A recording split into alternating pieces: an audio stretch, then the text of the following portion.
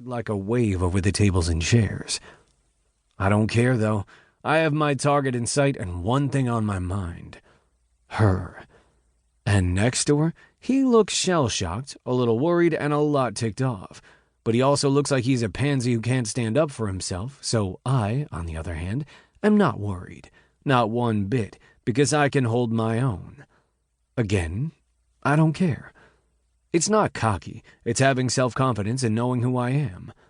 I might not drive a foreign luxury car like he does, but that doesn't make me less of a man. Besides, what did she think? I was born and raised in this small town tucked into the Smoky Mountains and have no desire or intentions of moving away.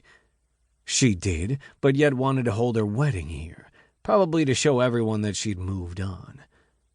When we broke up, I earned the right to claim the town as my own. If she didn't want me anywhere near her wedding, she should have chosen a different location. At least that's what my alcohol-laden brain is telling me at the moment. I really wish the DJ would play that song right now, Johnny murmurs behind me, making Chad chuckle. He's not wrong. If Friends in Low Places kicked on right about now, it would be nothing short of perfection.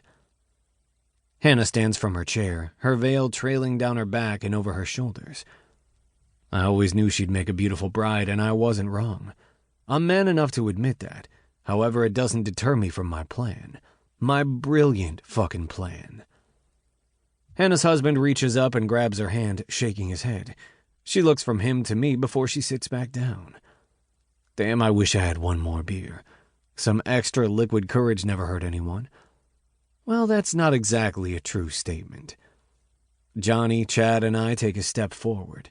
Somewhere in the crowded reception hall I hear a gasp, then a glass must tip over because commotion is happening in the corner when a woman jumps from her chair and people start dabbing up liquid with their napkins.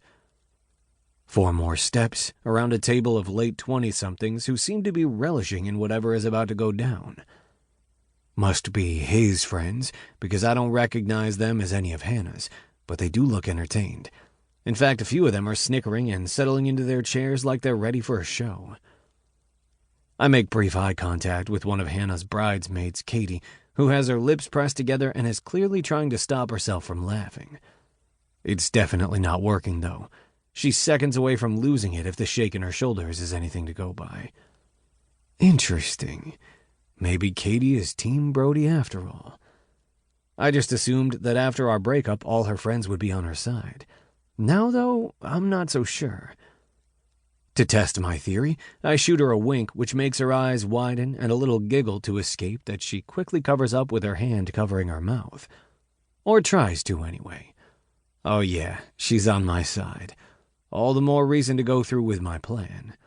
I always liked her the best of all of Hannah's friends. She's funny and confident in herself.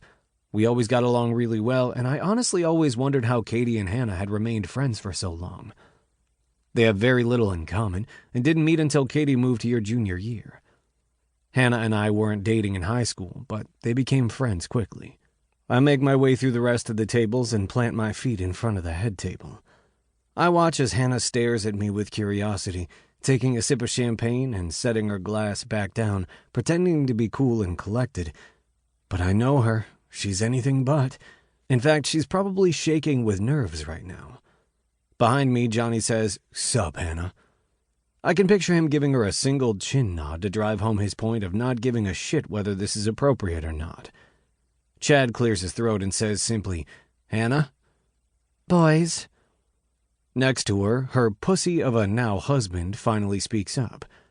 "What are y'all doing here, Brody?" Really? That's all he has to ask? Nothing like, "Get the fuck out of here"? If it were me sitting there, not with Hannah, of course, because I could give a shit less about that past, but if it were someone else, someone like... My eyes trail to my left and I make contact with her. I shake my head to clear that particular thought from my mind. Not the time, Brody. Not the time. Anyway, if it were me getting married and some punk ex-boyfriend showed up, obviously drunk off his ass with his friends in tow at our wedding, I'd usher his ass out, none too gently, I might add. I turn around and look to Johnny, who crosses his arms, then stumbles a bit because we're fucking trashed, but quickly recovers and rights himself, nodding to let me know he's good. I do my best not to laugh at him, because it's a mere...